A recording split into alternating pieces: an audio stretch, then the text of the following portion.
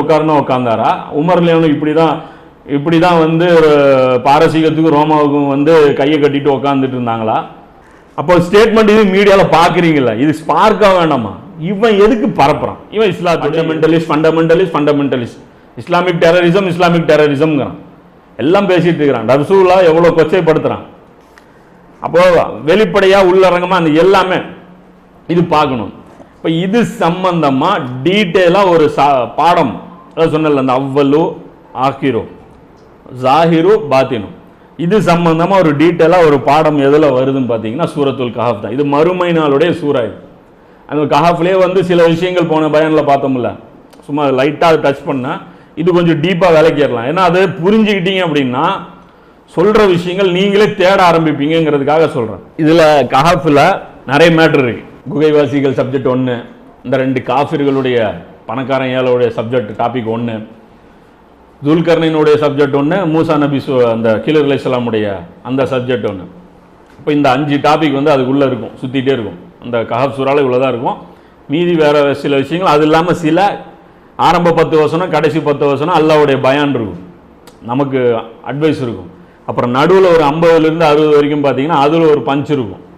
அதில் வந்து அதான் அது நீங்கள் என்ன சொல்கிறது, சடங்கத்தான் இஸ்லாம்னு சொல்கிறோம்ல, அவங்களுக்கு ஒரு குழுக்கு இருக்கும் அந்த இடத்துல. இந்த 50 வசனத்துலேருந்து நீங்கள் படித்து பார்த்தீங்கன்னா அங்கேருந்து, அதாவது இந்த காஃபிர்களுடைய சம்பவம் முடிச்சுட்டு கிலர் இஸ்லாம் சம்பவம் சொல்கிறதுக்கு முன்னாடி பார்த்தீங்கன்னா நடுவில் ஒரு உபதேசம் இருக்கும். கஹஃப் சூறாவுடைய டிசைன் இது, ஸ்ட்ரக்சர். இதில் இன்னைக்கு இப்போ இது கஹஃப் சூறா நாம் என்ன பார்க்க போகிறோம் அப்படி பார்த்தீங்கன்னா கிலர் இஸ்லாமுடைய சம்பவம். கிலர் அலைஹிஸ்ஸலாம் சம்பவம் அப்படின்னோடனே நிறைய பேர் தெரிஞ்சு ஓடிடுவாங்க.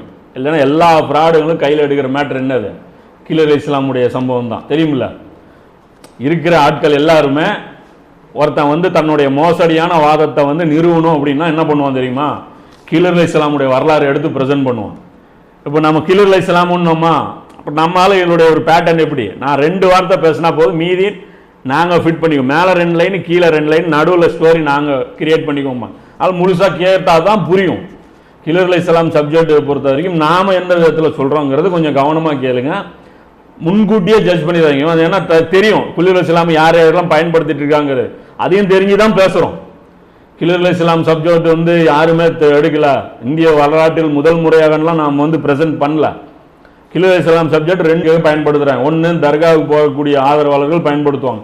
என்ன சொல்லுவாங்க, அவுலியாக்களுடைய மகிமை நபிமார்களை விட உயர்ந்தது, பாருங்க மூசா நபி பெரியவரா கிலர் அலைஹிஸ்ஸலாம் பெரியவரா அப்படின்னு பயன்படுத்தி, கிலர் அலைஹிஸ்ஸலாம் நல்லடியார், இவர் வந்து மூசா நபி வந்து இது, அதனால் நாங்கள் அவுலியாக்களை வந்து நாங்கள் வச்சிருக்கோம்.